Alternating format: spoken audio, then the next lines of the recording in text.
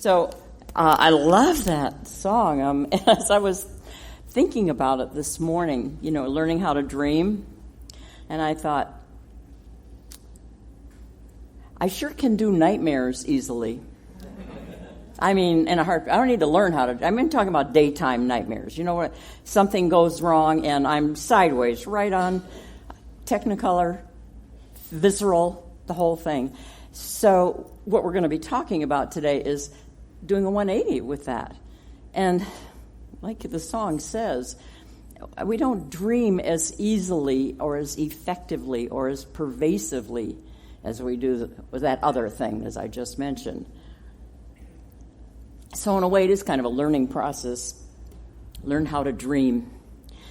The theme for these first 2 Sundays of the month, of the year, of the decade, is about, a fresh start, clean slate, fresh beginnings. And so, of course, as I talked about last Sunday, our first inclination is often to write a list of resolutions of some kind to start the new year, goals. These are the things I'm going to do, and we get very, very enthused about that, and then it doesn't take too long before we kind of puddle and kind of find, I guess maybe I was overreaching there. Whatever it is, the point is, last Sunday we talked about saying it isn't about resolutions. If we want to bring about lasting change in our lives, it's about intentions.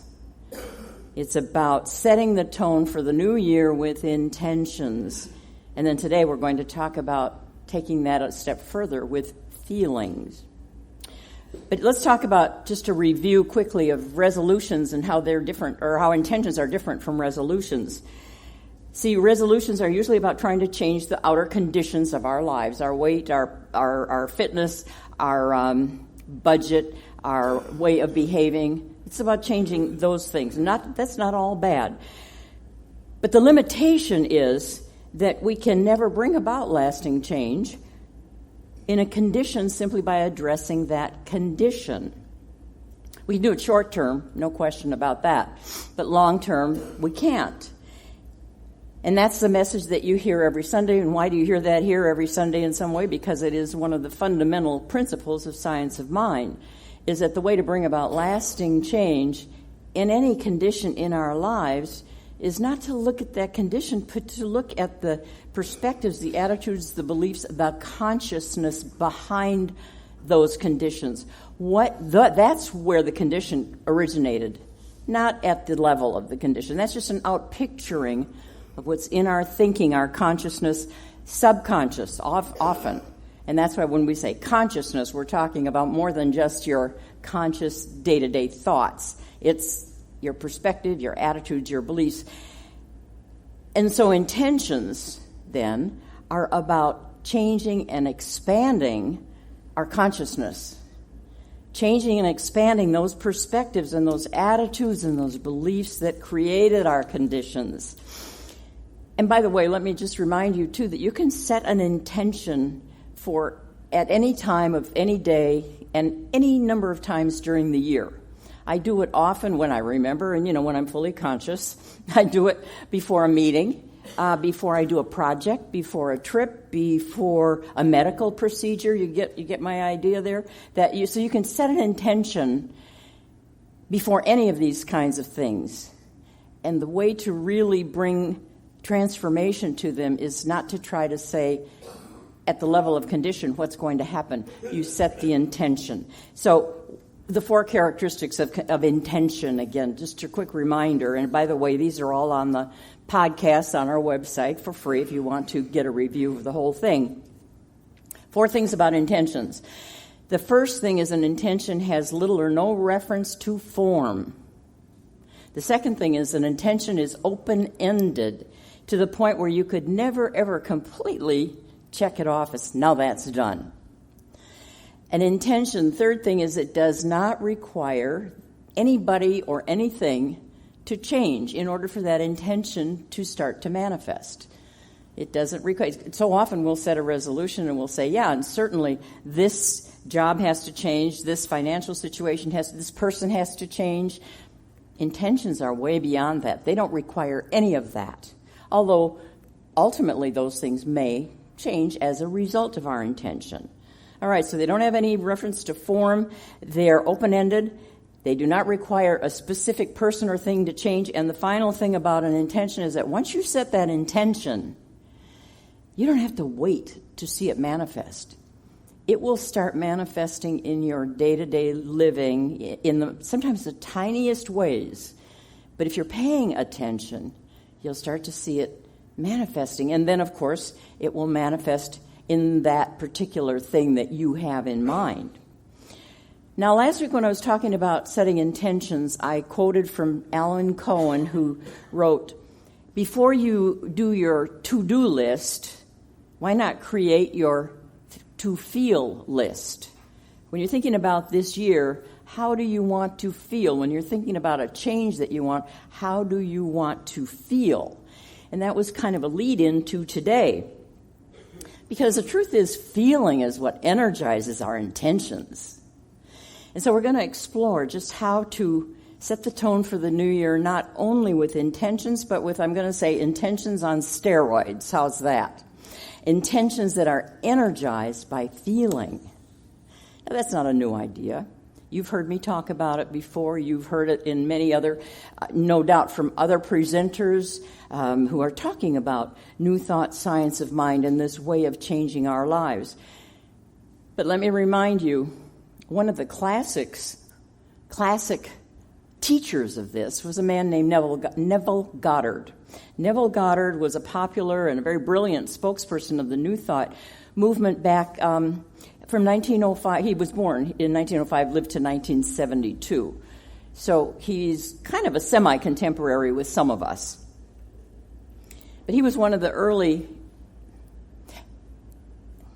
This is an ancient truth, so let me say it's an ancient truth, but he was one of the people who brought it again into popularizing it in our century.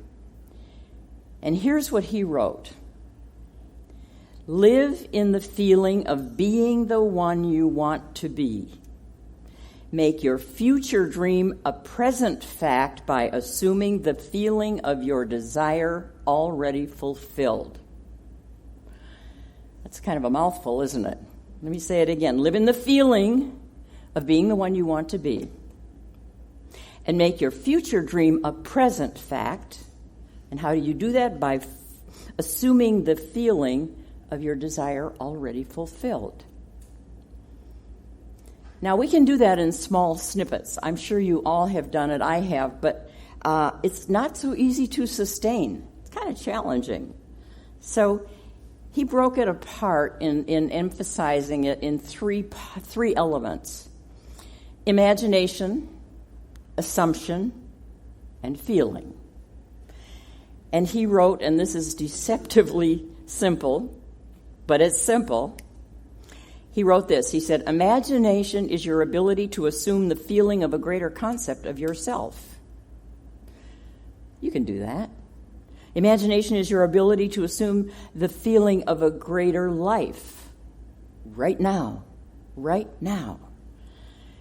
And then he said, imagination is the instrument by which you create your world. Powerful stuff.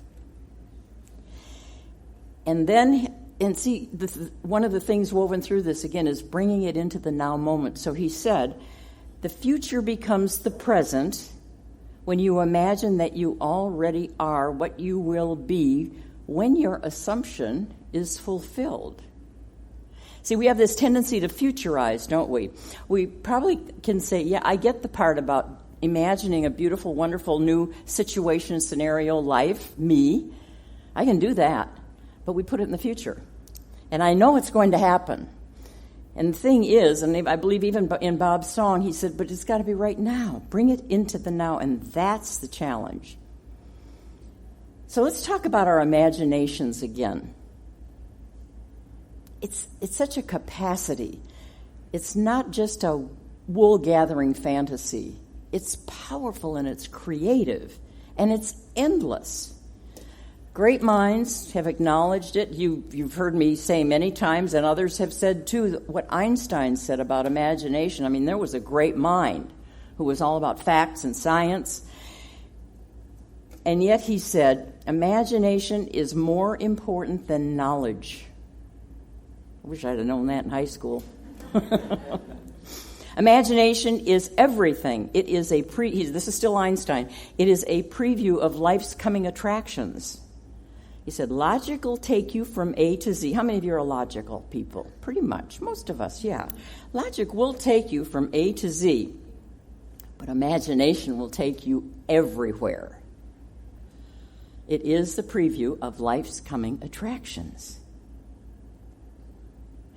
Now, consider this, and here is the real power of all of it, is that thinking with our imagination is tapping into the mind of the infinite, the mind of God, by whatever name you want to call it. That's something that is beyond anything we can even know in our five senses. But with our imagination, it's infinite, it's endless, so therefore it is tapping into the mind of God.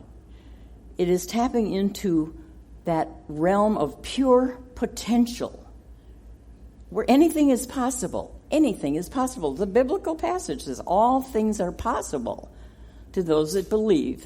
So that's where we're going. When we're going with our imagination, you see how it's just a wonderfully powerful, creative capacity that we have. And the only limits to our imagination are, well, guess what? They're the three-dimensional limits that we place on it. How many times have you gone off, had a beautiful imaginary scenario, and then the buts kick in, but there wouldn't be enough money, there wouldn't be enough time, I don't live in the right part of the country, there aren't enough people. We limit it. But it will take us anywhere if we get out of the way. All right, so that's imagination. Now, feeling. You may be really good at visualizing, and even visualizing in Technicolor. But visualizing, when it's just visualizing and there's no feeling, is just a mind game, just a mental game. And that's not where the creative juice really is. It's a good start. But imagine a trip you want to take, or that maybe you're even thinking about taking, but you don't know how it's going to materialize, how all the details will work out. Imagine this trip, or a vacation. And immediately when you start thinking about it, of course, it evokes a lot of visuals, doesn't it? I mean, you can see where you're going to be going. You can maybe even see yourself getting on the plane or getting in the car. And there are a lot of elements that are there. And you start to even get excited about it. But then but what if I am not able, what if I can't get off work? What if I can't get the people to go with me that want to go? What if it's not available? What if all of the material obstacles kick in and we stop that imagination? And that's why Neville says you got to make it a present fact. Bring it into the now. Oh my. That's pretty cheeky, isn't it? I was thinking out in the future, and I saw a lot of obstacles out there, but now he's saying bring it into the present moment. And that's where feeling comes in. He says by imagining the feeling of your desire and imagining that feeling already fulfilled, do this until it just permeates every part of you. He says you must imagine that you are already feeling and experiencing that which you desire now, in the present. That's a stretch. It's a stretch for me. I love the idea, and I try it. I do use it. I've been practicing with it quite a lot over the years, and I will say it is a stretch. And the feeling part, I can even do the feeling part. But here's where my mind will tend to go. I don't know about you, but I will say, I am sure going to feel relieved or glad or excited when this happens. So I've got the feeling, but I put it in the future. Put it into the present. Imagination and feeling and getting it into your very DNA, all your cells. You know the example. It's the best example I guess, that I've ever been exposed to, which is sucking on a lemon. Hello. Put a lemon wedge in your mouth right now. And pretty soon you start salivating. You almost can't help yourself. I mean, there's just, that's the power of imagination in the now. Even though nobody has a lemon wedge here, and yet you can bring it right into the now moment and feel it. So he says, make your future dream a present fact by assuming the feeling of that wish, that desire fulfilled. I'll say marinate in it, experience it now. Now we talk about science of mind. Of course, that's the foundation of that's our teaching here. here. And Ernest Holmes was the architect of our philosophy, and he was all about this. I don't know if he ever had a chance. I think he and Neville Goddard, their lives may have overlapped. I'm not sure if they encountered one another, but they sure were in sync. Ernest Holmes wrote about the importance of feeling very, very often. And you know, when we talk about science of mind, we can kind of think it's from the neck up, just the head stuff, and that's important. But he talks so much about incorporating feeling too. He said, for example, and this is especially when doing affirmative prayer, which, as you know, when we pray, again, that's what we always, the tool that we use is doing the prayer as it is done now. I am that which I desire now, because that's the way God works. That's how we are available to what the infinite creative power will do. So, in connection with affirmative prayer, he says, prayer is more than an intellectual petition. It's a thing of feeling beyond words. A feeling beyond words. He said, our mental acceptance, and I'm going to say our mental assumption, should be filled with conviction, with warmth, with color, with imagination. Saying what Neville Goddard was saying. He said the creative power of spirit, you can call that God, responds to feeling more quickly than to any mental attitude. And I'm going to change that just a little bit, because I think what he's really saying is we are more available. God, the gift is already given. So it isn't like God's sort of withholding anything. It's all there for us, all of our pure possibilities and potential. But we're not always receptive or available because we're in our heads. We're thinking about all the reasons why it wouldn't work. And so when he says this spirit, we're more responsive to it when we are in the feeling mode. I'm there. This is mine now. Now, just as I said before, or kind of referred to, I said, you and I are very capable of feeling something that we're imagining, especially when it's something we don't want to happen. Worry, fear, anxious thoughts that pop up, and it doesn't have to even be a disaster that we're thinking about, but where it's a personal disaster, and pretty soon our physical body is involved, isn't it? Stomach kind of churning, heart pounding, clammy palms, headache, whatever. All that physiology gets cranked up thinking about all the awful things that could happen as we spin our nightmare about something. I only mention that because I want you to remember, you can do this. We can do this. We can imagine, and we can get it right into our feeling body. It's just that we are more good at it doing it with things we are afraid of or doubting or worried about than the things that we're dreaming about. So that's why we're talking about dreaming today, setting the tone for the year with intention and with feeling. So then the third step of this process is assuming. Again, I was taught for years, do not assume. Remember, that was just supposed to be the stupidest thing you could do, was be to assume something. And yes, in certain settings, it is not probably wise to assume. But in this setting, it's potent. It's powerful. Neville writes, assume the imagined feeling of your desire already fulfilled. Assume it. See, that's even more than sort of picturing it or thinking it. I'm assuming it's done.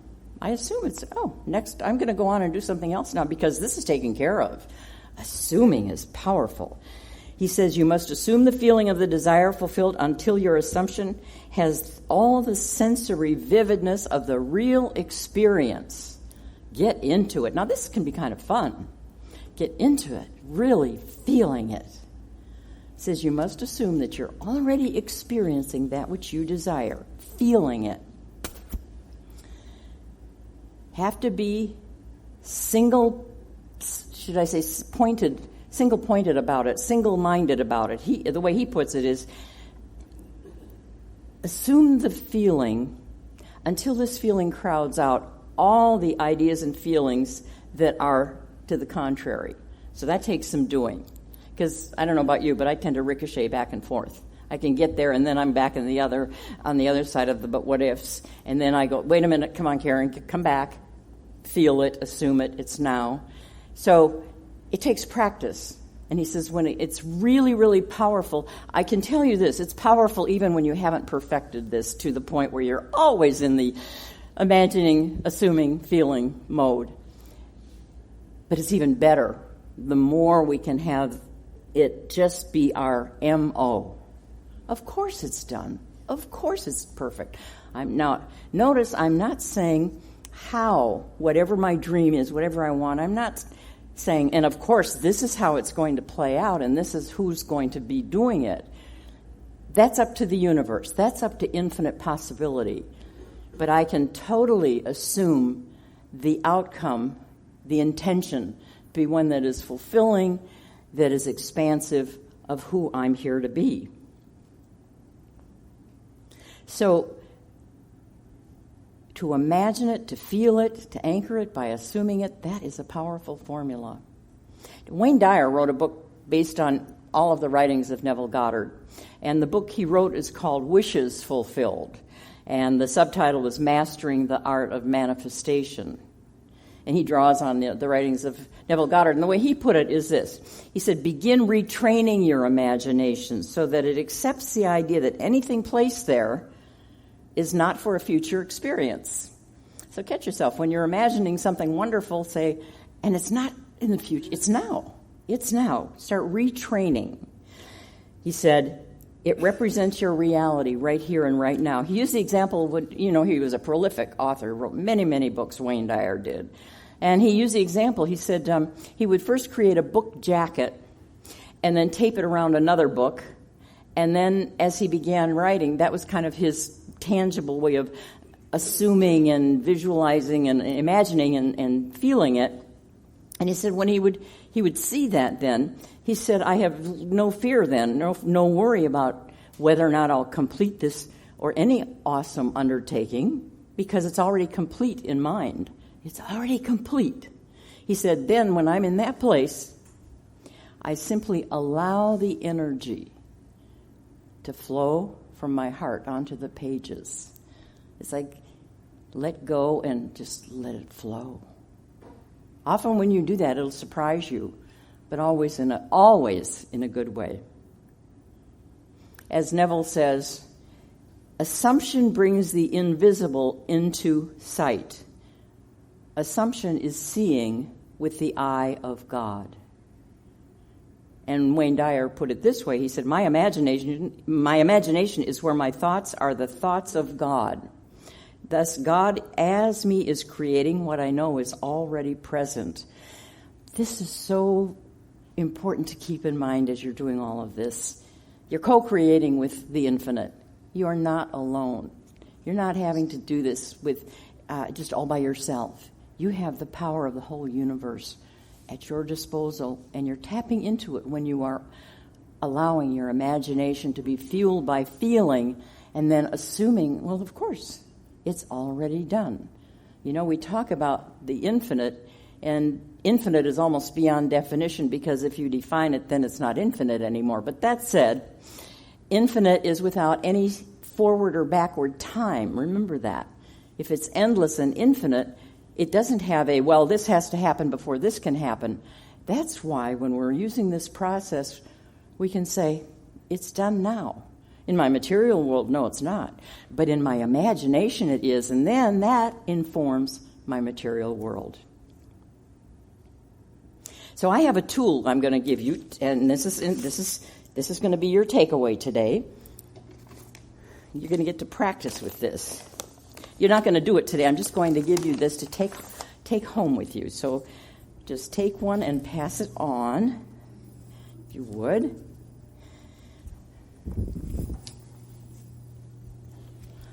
Yeah, if you need more, let me know. I'll start with you here. Maybe that'll speed process up a little bit. Oop.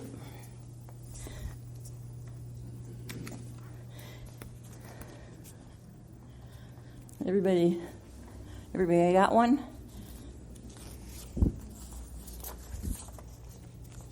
There you go. And a couple. Okay, everybody got your homework? Oh, thanks. Like I said, you're not going to. This is going to take a little bit of. You're sitting down with, in the quiet of, and comfort. You know, you don't have to ohm. You don't have to sit cross-legged. Just be comfortable. And this is your OMG card. Your, oh my God, I can't believe, but it really, truly did happen. And this came from Mary Mann and Morrissey, actually. Some of you are familiar with Mary Morrissey in many of her classes. And she would have her students do an OMG card. I now have a whole lot of them that I'm doing about all kinds of things, because they can be any one. I've done one for this year, and then some for specific activities and events that are coming up, and it's wonderful. And some of them I've already said, oh, check, it happened. Well, of course it did. All right, here's how it works. I've got OMG, that's your reminder there, and then imagine, feel, and assume. And then, of course, you're starting out with, it worked. It's done. My desire. The first line then is my desire. And now you're writing this, so this is before it has come about in the material world. You understand? So whatever your intention is, my intention is to have a perfect vacation. Let's just pick something simple like that. So my desire for a perfect vacation turned out perfectly. We're writing this today, and you haven't been anywhere yet, okay? And then I had more than enough. I had more than enough money and time and options and energy. And I felt such, the feeling, remember? On your wonderful vacation, relief, I felt such rest. You can, as many words as you want to. This is how I felt. Now remember, this is what you want, but you're saying now, it happened. So this is like taking it and saying, I'm writing this as though it was a month from now, and I have taken this perfect vacation. And then finally, this is what happened, and that's why the other side is blank, because you might need some room to write whatever you want to. What happened in that way? Here's an example. A very, very simple one. But I wasn't sure what I was going to do for Christmas or New Year's this year. And I was okay with however it turned out, but still I thought, well, so I did an OMG card, and I said, okay, I know I had a wonderful Christmas and New Year's, and I had time with wonderful people, and it was just perfect.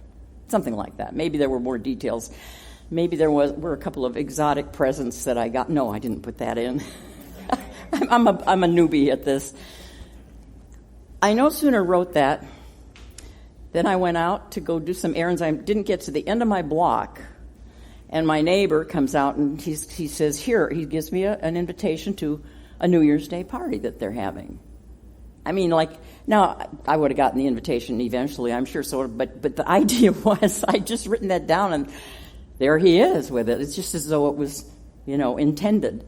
And then I was probably an hour into my day's errands, and I got a text message from another neighbor who is having a Christmas Eve party, and we want you to be sure and be there. Well, what do you know? I mean, those were simple things. They might have happened anyway, but the point is, I took charge.